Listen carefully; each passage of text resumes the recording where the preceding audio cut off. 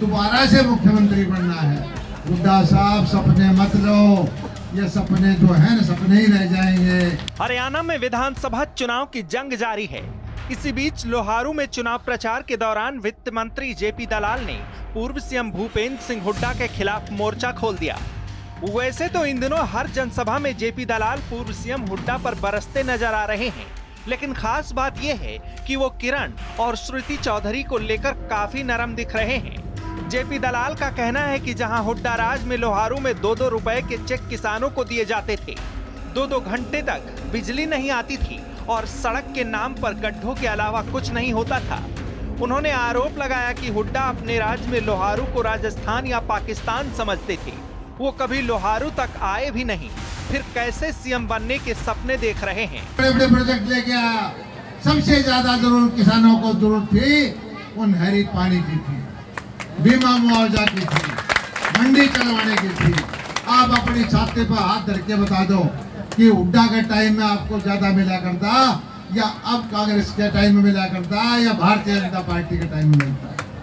यहाँ पर 2-2 रुपए के चेक मिलते थे, 2-2 घंटे बिजली नहीं आती थी, सड़क नाम की कोई चीज नहीं थी और हमारे इलाके को ऐसा समझ रखा था जैसे कि हम कहीं राजस्थान में हैं, पाकिस्तान में हैं।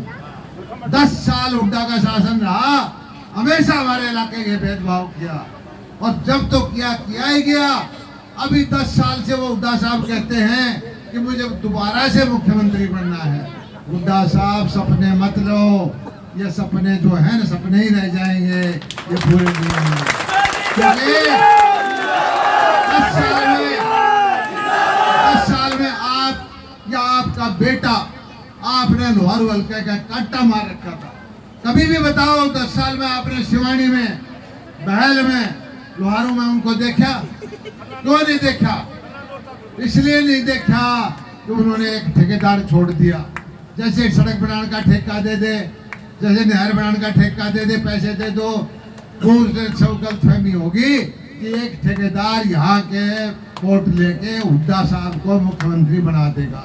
जेपी दलाल ने लोहारू से कांग्रेस के संभावित प्रत्याशी राजबीर फरटिया का बिना नाम लिए हुड्डा पर एक बार फिर निशाना साधा। उन्होंने कहा कि हुड्डा ने यहां वोट लेने के लिए एक ठेकेदार छोड़ रखा है, पर हुड्डा को गलतफहमी है कि वो वोट दिला देगा। जेपी ने कहा कि भिवानी के लोगों ने बंसीलाल के नाम पर हुड्डा से पहले राज करते देखा है। ये लोग पागल नहीं जो भिवानी को अपमानित करने और बंसीलाल का नाम मिटाने वालों को वोट दे देंगे। ये हुड्डा साहब, आपने जो ठेकेदार छोड़ रखा था कि मोरके के वोट खरीद लेगा, शिवानी के वोट खरीद लेगा और आपको मुख्यमंत्री बना देगा, ये चौधरी बंसीलाल का इलाका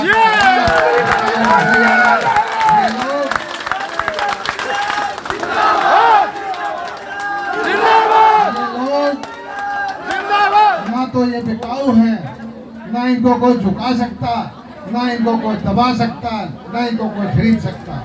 कहते हैं राजनीति में कोई किसी का स्थायी दोस्त या दुश्मन नहीं होता। शायद यही कारण है कि जेपी दलाल किरण और श्रुति चौधरी से 36 का आंकड़ा होने पर भी उनके भाजपा में आते ही जेपी दलाल उन पर सहानुभूति दिखा रहे हैं। कांग्रेस में होने की वजह से हुड्डा पर हमलावर हो रहे हैं। भाई भिवानी के आदमी इतने बावले नहीं है। भिवानी के आदमियों ने हुड्डा साहब से पहले राज करके देख रखा है। चौधरी बंसीलाल ने हरियाणा के अंदर शासन करके देख रखा है। उनका नंबर तो भारताबाद में आया था। हुड्डा साहब, आपने भिवानी की फितरत को नहीं समझते। ठेकेदार छोड़ के हमारे वोट नहीं ले सकते। आप भिवानी की अपमानित करके बेइज्जती करके वोट नहीं ले सकते। आप चौधरी बंसीलाल के नाम को बिठा के वोट नहीं ले सकते।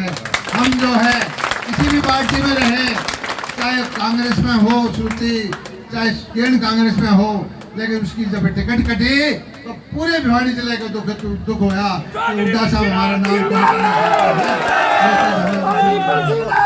चलिए, ये तो सियासत है, वार पलटवार भी चलता रहेगा। ऐसे में देखने वाली बात ये होगी कि लोहारू की जनता पर जेपी दलाल की बातों का कितना असर होता है। रिजल्ट भी सबके सामने 8 अक्टूबर को ही आ जाएगा। श्रेष्ठ हरियाणा पर खबरों से जुड़े रहने के लिए चैनल को लाइक और सब्सक्राइब जरूर करें। बेल आइकन दबाएं और देखते रहें श्रेष्ठ हरियाणा।